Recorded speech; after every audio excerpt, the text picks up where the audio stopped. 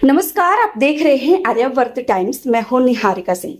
इस वक्त की बड़ी खबर बिहार और केरल से जुड़ी हुई है, जहां नेता प्रतिपक्ष तेजस्वी यादव के एक बयान ने सियासी तूफान खड़ा कर दिया है।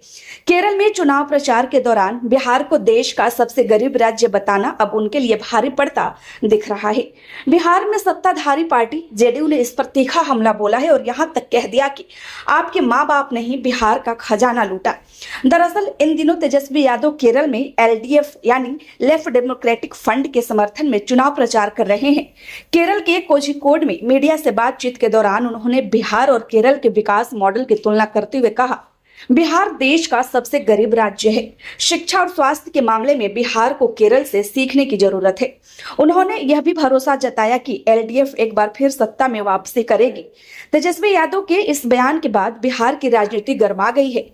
जेडीयू ने इसे बिहार की छवि को नुकसान पहुंचाने वाला बयान बताया है। जेडीयू के प्रदेश अध्यक्ष उमेश कुशवाहा ने इस पर कड़ी प्रतिक्रिया दी है।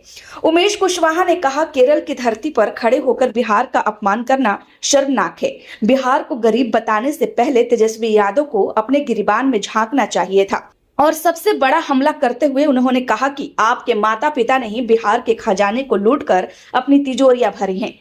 यह बयान सीधे तौर पर लालू प्रसाद यादव और राबड़ी देवी के शासनकाल पर निशाना माना जा रहा है। जेडीयू ने तेजस्वी यादव को घेरते हुए आंकड़ों के जरिए जवाब दिया। उमेश कुशवाहा ने कहा कि 2005 से पहले बिहार की स्थिति राज्य बीमारियों की श्रेणी में आता था। विकास की रफ्तार बेहद धीमी थी।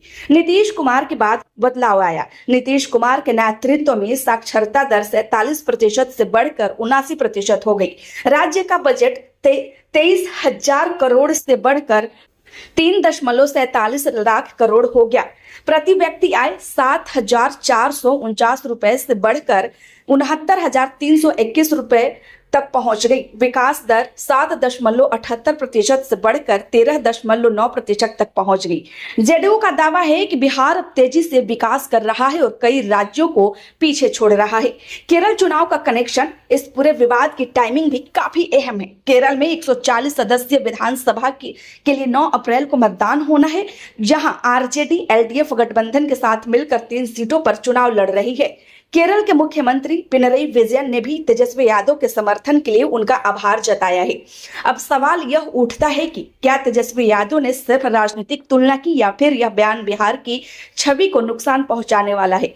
दोनों पक्षों की सोच समझिए। तेजस्वी यादव का पक्ष बिहार को सुधार की जरूरत, केरल मॉडल से सीखने की बात। वही जेडीयू का आरोप है कि यह बयान बिहार का अपमान है, अपने ही राज्य की छवि खराब करना है, परिवार के पुराने शासन से ध्यान भटकाना है। वही विशेषज्ञों का मानना है कि यह विवाद आने वाले चुनावों में बड़ा मुद्दा बन सकता है।